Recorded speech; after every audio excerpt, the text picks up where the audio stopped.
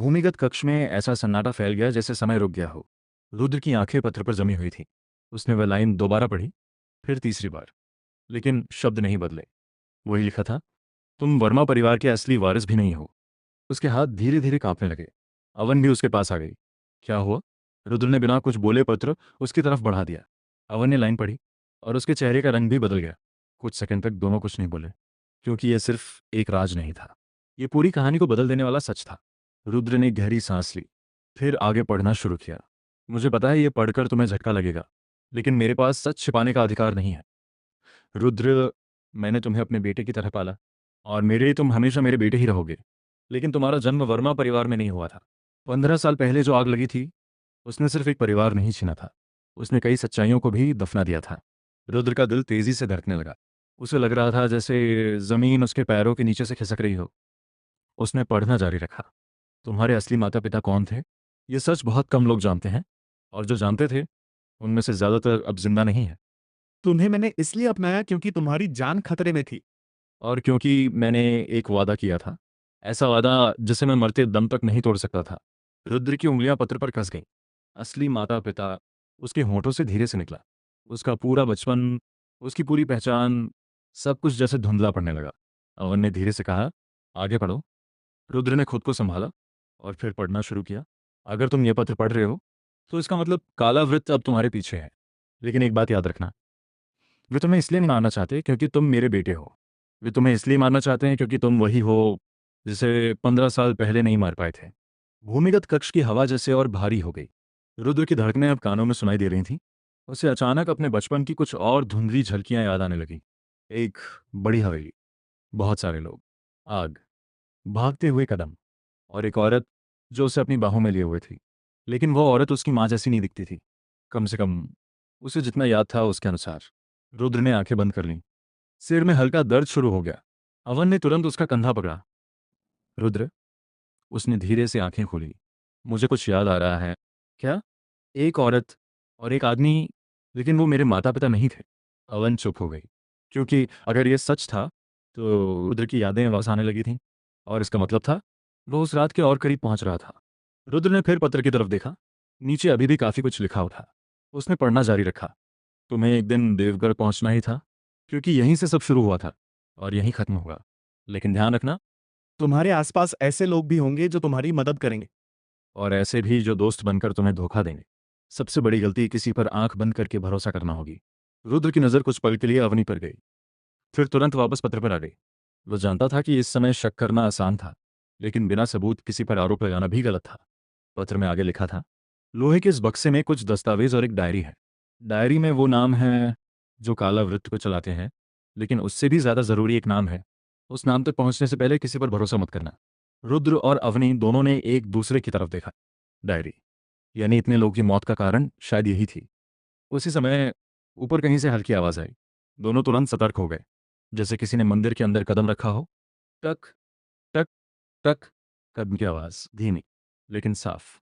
Oven ने फुसफुसाकर कहा, कोई ऊपर आ गया है। रुद्र ने तुरंत पत्र और डायरी अपने पास रख ली। फिर दोनों ने सांस रोककर सुना। आवाजें अब और करीब आ रही थीं। फिर मूर्ति के खिसकने की आवाज आई। पत्थर रगड़ने की भारी ध्वनि पूरे रास्ते में गूंज गई। इसका मतलब साफ था, किसी ने छिपा हुआ रास्ता ढूंढ लिया था, और वह नीचे उतर रहा था, धीरे धीरे, सीधे उनकी तरफ। भूमिगत कक्ष में फैला सन्नाटा अब डर में बदलने लगा था। रुद्र और अवनी दोनों सीढ़ियों की तरफ देखने लगे।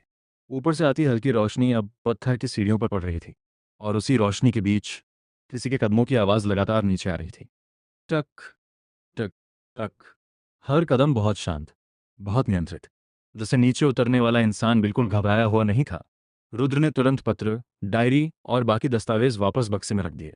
फिर उसने बक्सा उठाकर चबूतरे के पीछे बने एक कोने सरका दिया। अवन समझ गई कि वो क्या कर रहा है। अगर नीचे आने वाला आदमी दुश्मन हुआ, तो कम से कम ये चीज़ें उसके हाथ नहीं लगनी चाहिए। कदमों की आवाज़ अब और करीब आ चुकी थी। फिर पहली परछाई दिखाई दी, लंबी, साफ और अकेली। रुद्र का दिल तेजी से धड़कने लगा। उसे उम्मीद थी कि शायद विक्रम होगा या महेश्वर, लेकिन अगले ही पल सीढ़ियों के आखिर में जो चेहरा दिखाई दिया, उसे देखकर दोनों चौंक गए। महेश्वर? अवन के मुंह से निकला। महेश्वर कुछ सेकंड तक उन्हें देखता रहा, फिर उसने राहत की सांस ली। भगवान का शुक्र है, तुम दोनों जिंदा हो। रुद्र ने गौर से उसे देखा। उसके कपड़े मिट्टी से सने हुए थे, चेहरे पर हल्की चोट भी थी, जैसे वो भी किसी संघर्ष से गुजरा हो। महेश्वर धीरे धीरे नीचे उतर आया। हम तुम्हें हर जगह ढूंढ रहे थे। रुद्र ने पूछा, विक्रम कहाँ है? महेश्वर कुछ पल चुप रहा, फिर बोला, हमले के बाद सब बिखर गए। आखिरी बार मैंने उन्हें सड़क के पास देखा था, उसके बाद संपर्क नहीं हो पाया। रुद्र की भौहें सिकुड़ गईं। ये पहली बार था जब उसने महेश्वर की आवाज़ में अनिश्चितता सुनी थी।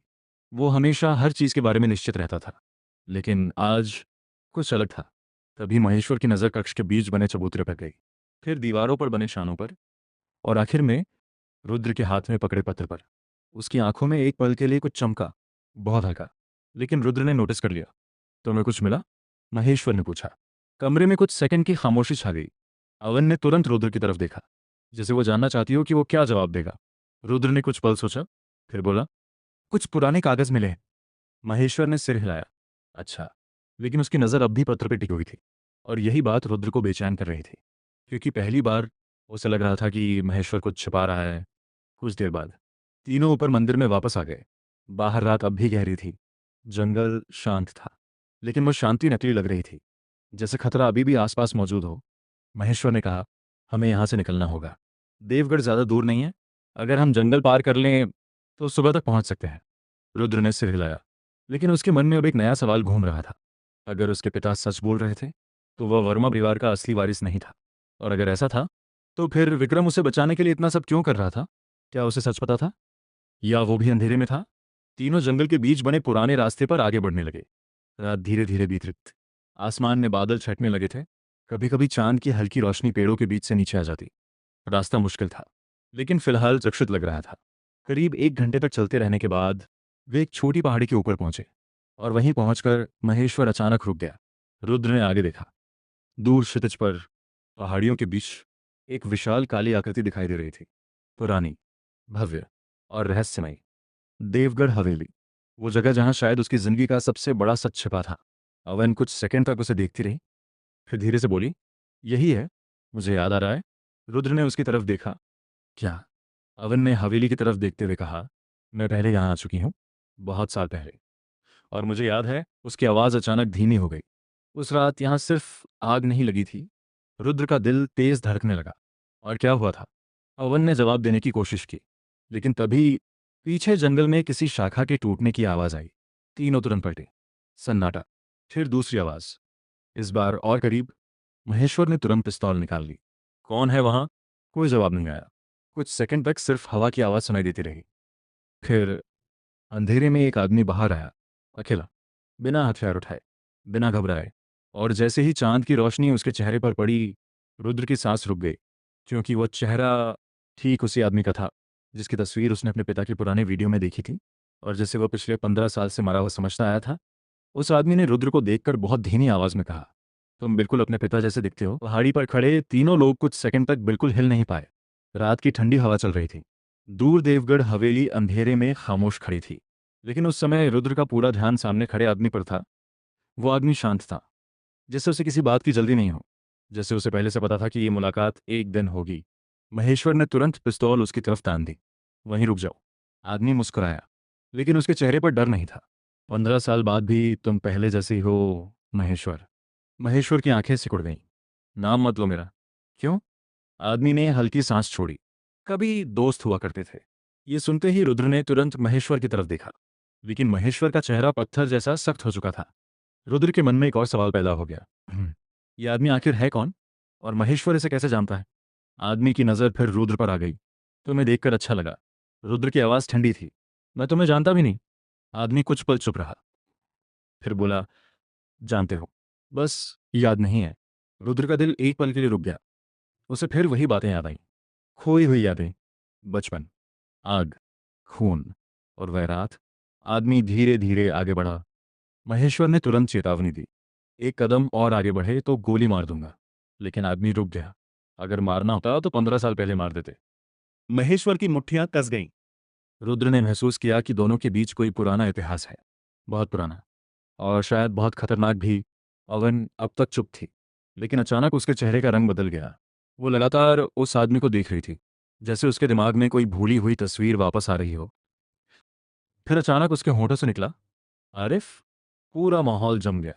आदमी की आंखों में पहली बार हल्की हैरानी दिखाई दी। तुम्हें मेरा नाम याद है? अवन कुछ सेकंड तक उसे देखती रही, फिर बोली, मैंने तुम्हें पहले देखा है, देवगढ़ ने। उस रात। रुद्र की धड़कन तेज हो गई। उस रात। हर रास्ता फिर उसी रात की तरफ जा रहा था। आरिफ ने धीरे से सिर झुका लिया। हाँ, मैं वहां था। रुद्र एक कदम आगे बढ़ गया। तुम वहां थे जब मेरे माता पिता मारे गए? कुछ सेकंड तक खामोशी रही। फिर आरिफ ने धीरे से कहा, हाँ। महेश्वर ने तुरंत बीच में कहा, इसकी किसी बात पे भरोसा मत करना। लेकिन इस बार आरिफ ने उसकी तरफ देखा भी नहीं। उसकी नज़र सिर्फ रुद्र पर थी। तुम्हें जवाब चाहिए, और मेरे पास कुछ जवाब है। रुद्र का गला सूखने लगा। तो बताओ। आरिफ ने देवगढ़ हवेली की तरफ देखा, फिर बहुत धीमी आवाज में बोला, तुम्हारे पिता की मौत एक हत्या थी, ये मुझे पता है। नहीं। आरिफ ने सिर हिलाया। तुम्हें सिर्फ आधा सच पता है। रुद्र की मुट्ठियां कस गईं। पूरा सच क्या है? आरिफ कुछ सेकंड चुप रहा, जैसे वो शब्द चुन रहा हो। फिर बोला, तुम्हारे पिता को मारने वालों में सिर्फ कालावृत्त नहीं था। क्या मतलब? मतलब? उसकी आवाज़ भारी हो गई। उस रात देवगढ़ में दो गुट थे, एक कालावृत्त, और दूसरा। वो अचानक रुक गया। महेश्वर का चेहरा बदल चुका था। बस करो।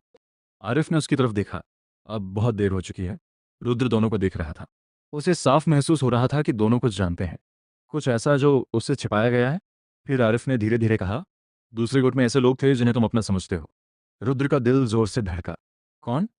कुछ सेकंड तक सन्नाटा रहा। फिर आरिफ बोला, वर्मा परिवार के लोग। ठंडी हवा का झोंका पहाड़ी पर फैल गया। लेकिन उस समय रुद्र को सिर्फ अपने दिल की धड़कन सुनाई दे रही थी। झूठ। महेश्वर की आवाज़ गूंजी। ये झूठ बोल रहा है।